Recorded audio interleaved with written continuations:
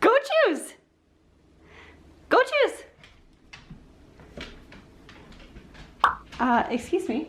Hi everyone, welcome back to my channel. I'm Danie, your friendly neighborhood DIYer, and this week is going to be a fun one because my dog Kenobi is going to completely pick my DIY journey from beginning to end. So throughout this video, I am going to be asking Kenobi a series of multiple choice questions that he is going to pick with the persuadance of treats.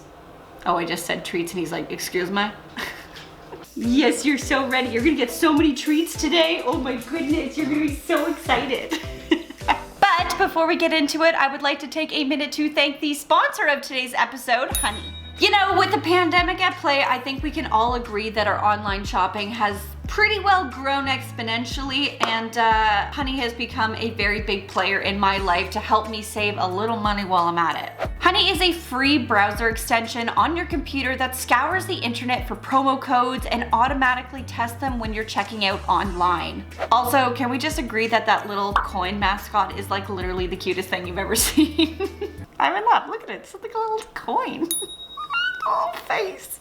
So here's how Honey works. You get Honey on your computer for free the next time you're shopping online on one of their 30,000 supported sites. When you go to checkout, Honey will just pop up and all you have to do is just click apply coupons. Then Honey will search for coupons on that site, and if it finds a working code, you'll magically see the price drop. Cha-ching! I was able to save $29.20. Every penny counts, my friends.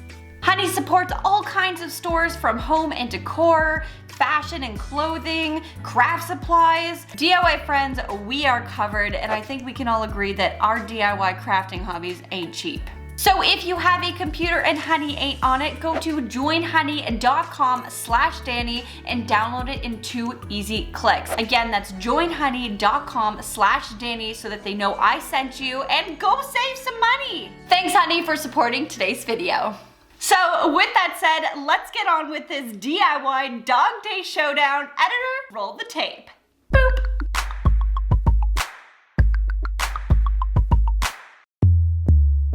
Kenobi, you are determining my DIY this week. So I have build and I have thrift. I'm going to put down a treat on thrift and I'm going to put down a treat on build. Which one should I do? Thrift or build? Go. Okay, so we're thrifting. The boss has chosen. So now that I know that I'm thrifting something, we need to determine what and where we're thrifting for. So I'm going to put bedroom, just spelled kitchen wrong, not that the dog cares. Kitchen, studio, living room. Or dog area. What I mean by dog area is maybe it's something either to do with his bed or anything that related to dogs. Okay, I've laid them all out on the floor. I'm trying to give each of them a fair chance. Where are we going to thrift the item for? Okay, go ahead. Oh, okay, kitchen. Wow, it's kind of funny that you go right in line. We're doing something for the kitchen. Okay, so what we know is that we're going to be thrifting something and it's going to be for the kitchen. Okay, so I have one more set of questions for Kenobi before I can actually move on what DIY I'm going to be doing. Is it going to be functional? Is it going to be decor related? Or again, is it going to be pet related? I mean, maybe Kenobi agrees that his bowl situation is quite sad and I know I should DIY something about it, but he is determining the DIY today, so it is not in my control. Okay, go take your pick. Pet! Hey, you love your biscuits. Okay. I don't know if it's just because he goes to the side naturally. That seems to be happening a lot. I guess I didn't really think about that. Hilarious. But he has chosen pet. It's funny that if we went with a dog to pick my DIY and it ends up being pet related. You made this about you. He's dead. Too many biscuits. So now we need to go online and figure out what we're going to thrift. He's actually made it very easy for me because the obvious thing in the kitchen for a pet would be to revamp his eating situation because it's not nice. That's not good enough. I'm gonna start on Facebook Marketplace and we'll see if there's anything that we can thrift to turn into some kind of better dog bowl situation. And then when I find the right item, I'm going to come back and let you guys know what I found. This might take a while. 3 hours later. So I haven't really found anything on either Kijiji or Facebook Marketplace. I don't know, nothing's inspiring me in any way. So I think I'm actually gonna go out to the thrift stores and see what we can find. So let's go do that. Okay, so I just got to my first thrift store. So we're going in. Let's go thrifting. People are looking.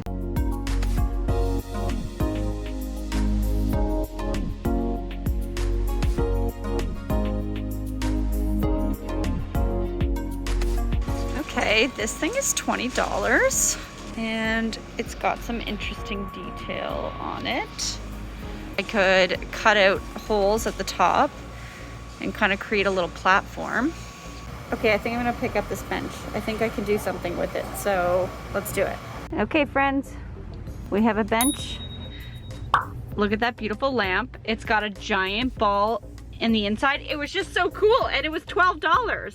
I can't not get you. I shouldn't go thrifting alone. We have a bench, which is a good start, and that is our thrift. So we're gonna go with that and see what happens next. We have I'm pretty sure it was a piano bench, to be honest. This thing just opens up and it locks in place. Lovely. The things that are good is it's wood, so you can either paint it, sand it down, or stain it. I do like this little detail right here, because I feel like I could maybe cut it off right here. This gives me a really great cut line just to make the whole thing shorter and more like a on the ground for a dog. How is the profile underneath this thing? Actually really good. The mat that currently sits on it actually is almost the same size as the bench. But it's nice because this profile is right in terms of where it's sitting. The other spot is kind of in this corner. This corner doesn't really have a purpose right now. Yeah, it would be nice to turn this back into kind of an area where you can sit down and like we have a piece here, but maybe it would be nice if we can source 2 more stools there and then move this over here. I think ultimately, because of where this piece is going, there's already a lot of wood in here, so I think I'm going to paint it. The question is, what color do we paint it? Well, that's up to Kenobi to decide. I have set it up. We have rust, we have black in the middle, and we have old white on the end.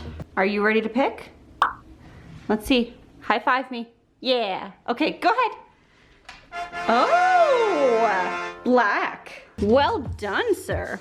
Okay, so now we need to figure out, are we going one color or two-toned? Gonna just put them on equal ground. Equal ground. Go ahead. One color. So what we know is that we have now thrifted a piece, and it's for the kitchen and it's meant for the dog, which now I focused that on the bowl section because we all knew how sad that was. We know we're painting it black and it needs to be one-toned, not two. So I need to think about what it is my plan is going to be and what I'm gonna do to the bench. I'll report back to you guys tomorrow and we'll start making this DIY. So stay tuned. See you then. Good morning, DIY friends. So I had the evening to think about what did I want to do with this bench. Started noodling in my evil crafty ways. And I have to say, I gotta give credit to Jeffrey. He says I don't give him enough credit because I do brainstorm with him quite often. Get out. What? Get out, I need to go to my mind palace. We feed off each other and we come to a really great solution. So step into my office. 2 bowls. We have our bench, we have our 2 bowls. They're going to sit on top. There's going to be holes cut and the bowls will sit in. Hunky-dory. What we thought would be cool was to kind of basically create a lip that the bowls are going to sit on and then also create a lip around the edge. But what I'm going to do is use the router to remove a 1/4 inch of the inside so that there's kind of like a little moat. Why I decided that this was important was because I kept thinking about how sloppy, I guess you could say, Kenobi is when he's drinking his water bowl. So I'm gonna remove all of this area and then decide what I want to do with it next. I thought maybe I could paint the inside a cool color. We're gonna leave that up to Kenobi. But with that said, to be able to remove that inner section, I need to create a sled. And what a sled does is it allows my router to sit in kind of like a little jig that allows me to remove sections of this board properly without kind of like it all going all around. Also friends, forgot to mention the most important use of the sled is for depth of my router bit. The sled makes sure my router bit cuts away the same depth across the board evenly and accurately. Okay, back to the programming. So I've never created a sled before. I've used a sled but never created one. I'm kind of intimidated by this, I gotta admit, and that makes me excited because I always try to challenge myself to do things that scare me because that's our goal, right? We gotta encourage ourselves to try new things, step outside our comfort zone, and do something fun. So let's go do something fun and build a sled. I'm still scared though, but let's overcome this together. Getting started on my DIY project, it was finally warm enough outside to bust the cobwebs off the old she shack space. Very exciting. Using my leftover MDF boards, I got all my measurements mapped out on the board and then cut them using my table saw. I needed one 2x4 sheet for the base and 2 pieces that were 2.5 inches wide for my sides. From there, I used my router to help me properly map out the correct size for the sled base that the router would then slide across. The goal was to make sure the base was wide enough for the router, but not too wide that my router could slide around a bunch. I then cut 2 sides that were 2.5 inches wide and then cut 2 small pieces that would sit underneath the base and keep the sled snug with the base. I realize this is all kind of hard to explain verbally, but hopefully with the visuals this is all making sense. Once all my pieces were cut, I was ready to screw this sled together, starting with the base, screwing both my side pieces on by first pre-drilling, then securing with a 1.5 inch screw.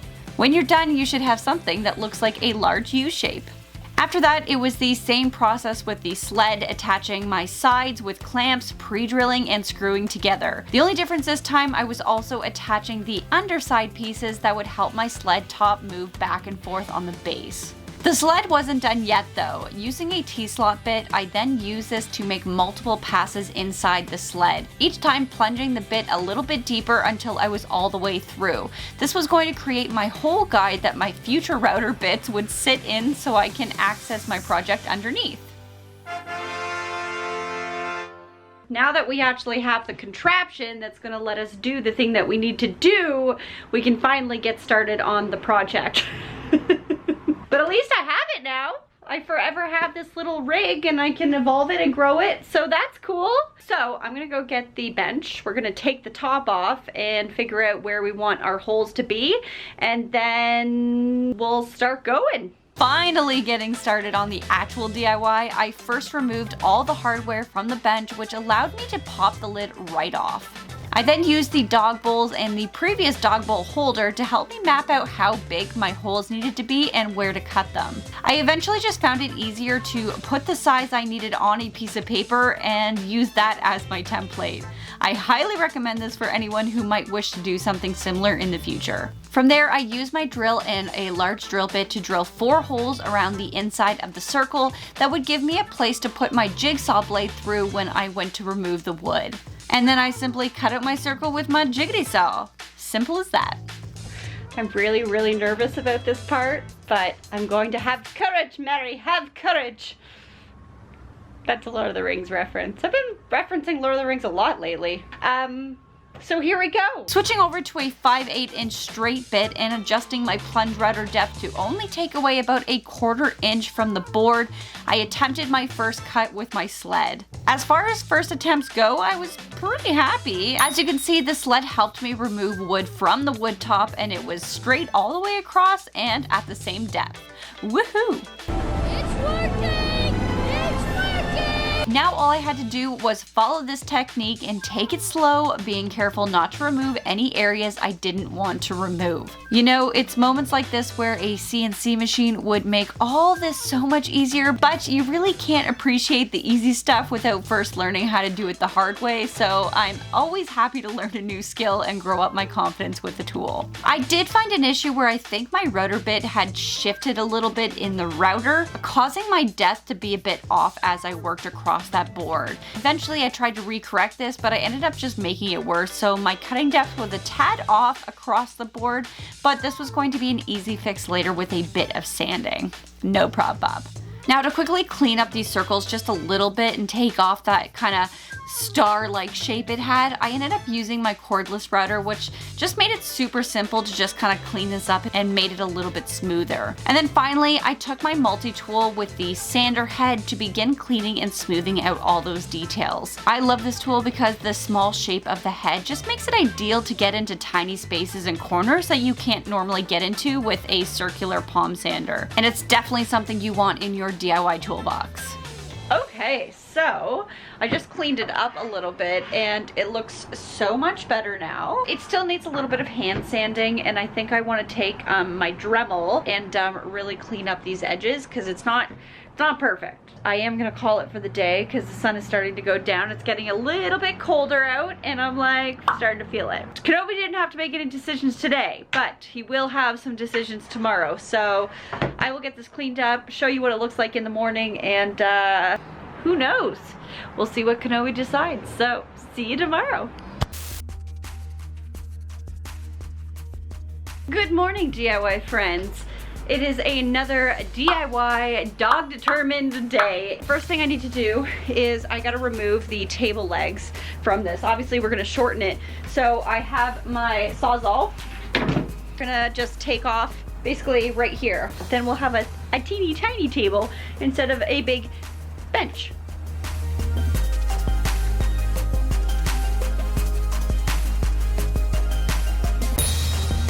That's adorable. I'm so happy he picked Thrift because this was so much cuter than I could have made. So I'm just going to sand these bad boys down, and then we're gonna knock out this bottom piece because we don't really need it. And then we need Kenobi to decide what's the next step with that lid.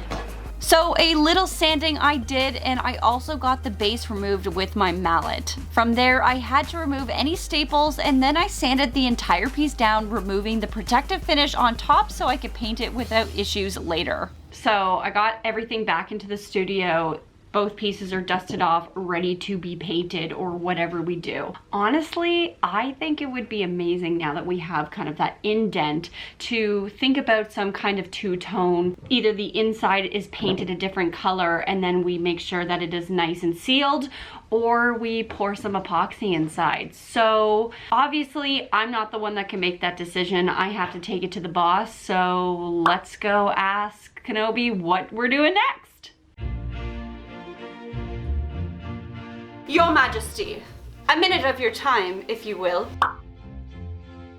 As you can see here, progressions have been made on the DIY, and I do believe that a two-toned effect would be its best call to make it look beautiful for you.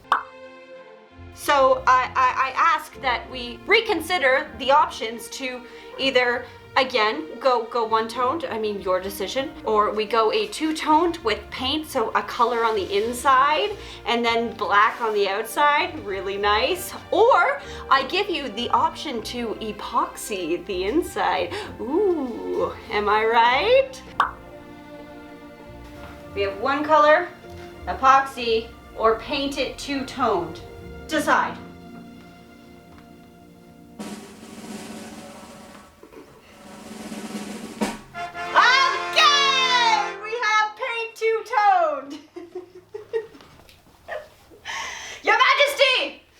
Spoken. Okay, so now that Kenobi has made his decision to go two-toned, we need to decide, or let him decide, which two colors we're gonna go with. So I have both the paint colors. I've brought my Rust back and the Annie Sloan Old White.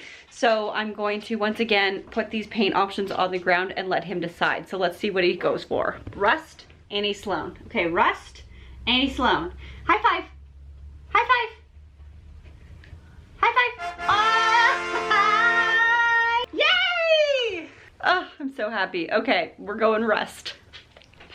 So now that we had both our colors nailed down, I decided to make it easier on myself and use a black spray paint instead of a chalk paint. I had this Bear spray paint that I had been dying to use and never used the Bear brand before, so I was eager to try it. I covered my entire project, including the back of the top piece, and waited for it to dry, then flipped it over and sprayed the top edges. Then a few hours later, I came back to paint the inside with the mud paint in the color Rust, which looks so orange on camera right now, but it's actually a little darker than this in real life. I think my warm lighting in the studio was just playing a bit of tricks on us because that looks really pumpkin orange right now, but it was much richer and darker, so bear with me, friends. And that was it for the night.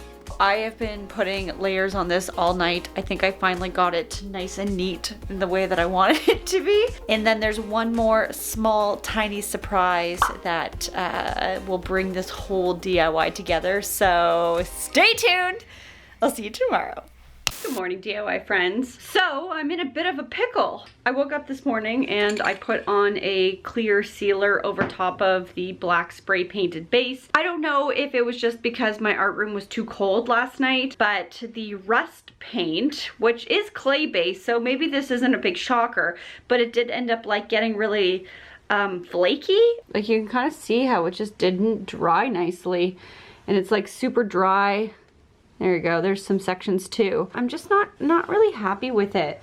So I think what I'm gonna do is sand this down and then I'm gonna paint it a new color. I have that color Canyon Dust. This was the same color that I had painted the wavy table, and I really like it. And so I'm gonna go do that, and then yeah, I'll show you guys what it looks like at the end. So like I said, I sanded the piece down and covered the entire inside board using the Bear color Canyon Dusk in flat.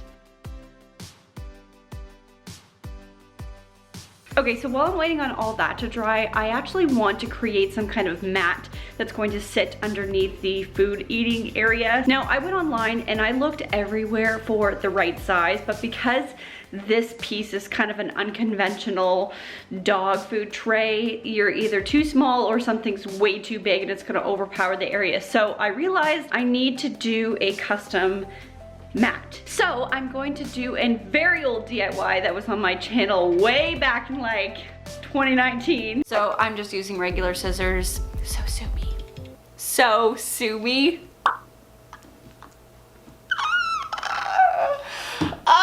Which is using a drop cloth to create your own mat. But I need to figure out from Kenobi if we're going to personalize it or if we're gonna do a fun saying on it. So let's find out. What I need to know from you is, do you want your mat to be personalized with this hand, or do you want it to have a fun saying on it in this hand? Go. Yeah, okay. Personalized it is, my friend. Starting with a roundup of my materials needed, I rallied together a drop sheet, iron-on fabric glue, scissors, measuring tape and pencil, and of course an iron. Starting with the drop sheet, I was measuring out my piece to be 32 inches, adding an extra 2 inches for the fold, by 18 inches, again adding an extra 2 inches for the fold. From there, I simply cut out my drop sheet with my scissors and used my iron to remove any folded lines that would be hard to get out later. Once I was happy, I then added my iron-on strips and folded over my 1-inch piece and ironed each edge close so there would be 0 frayed edges on the outside. Now all that was left to do was decide how to personalize it. I've always been really drawn to the large oversized letters, so I decided to take Kenobi's name and go as big as I could with my lettering, starting first with a pencil outline, then making it more permanent with a simple black wall paint in the color Blackout by Bear. Overall, I think this turned out pretty darn cool, and I didn't have to pay for a thing because I owned all the materials for it. That's pretty rad. Good morning, DIY friends. So it is finally the last day of this DIY, and I'm very excited to kind of wrap this up. Last night, this dried and it looks so beautiful. Like, this color just looks so smooth, but I did end up painting the rim and the inside edges of this entire piece. I think it just gives it a cleaner look, you know what I mean? Before I can put a clear coat sealer on this just to protect it from water and food and dog, I want to do like a cool little design on the inside. But what I need to find out from Kenobi is, are we going to be doing a stencil, or am I going to go hands-free and just kind of do something a little bit more kind of organic and fun? Let's go off to the boss and find out what we're doing. I have one last question for you before we finish this DIY. Stencil or freehand? Go. Stencil. Okay, we're stenciling. Okay, here you go. Good boy.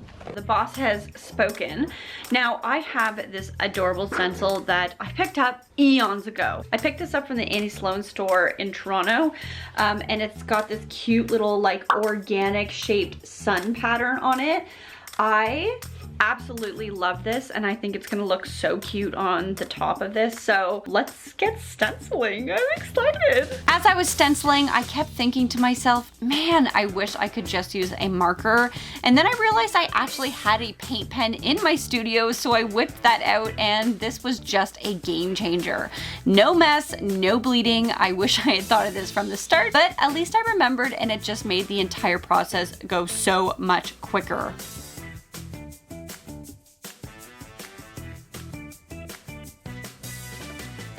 I'm gonna add all of the hardware back on, wait for this to dry, and then we're gonna be all done. So stay tuned, and then we can show Kenobi the final piece.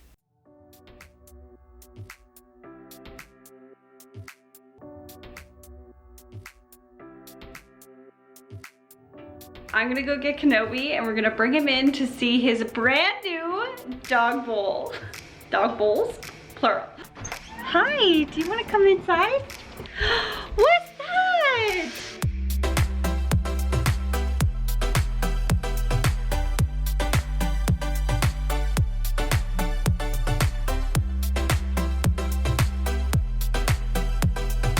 Seeing this project come to an end was so rewarding. This adorable little personalized mat was so cute, and I love that it had Kenobi's name on it. It was such a fun way to help protect the floors a little, but also keep that area feeling fun for him. And this little feeding station, oh my god, DIY friends, this was just the best. This is what I love about thrift flips so much. Taking an item and completely changing the function of it is just so much fun. And I don't know about you, but I think this worked out so great. I just loved the playfulness of this stencil and the two-tone color palette that just complemented the rest of my kitchen. I think Kenobi chose very well throughout this project. I am so happy. Is that your eating station? Are you excited? Do you love it? Do you love it? Are you excited? DIY friends, thank you so much for watching this episode of My Dog Chooses My DIY. What are you doing there, friend? Let me know in the comment section below if you want to see Kenobi choose all of my DIY decisions again. This was so much fun, and let me know what was your favorite decision that he made in the comment section below. Mine was definitely the fact that he went for a thrift over a build. That definitely could have changed a lot of different things, but either way, I will see you next week. As always, stay positive, stay creative, and keep on DIYing. Bye-bye.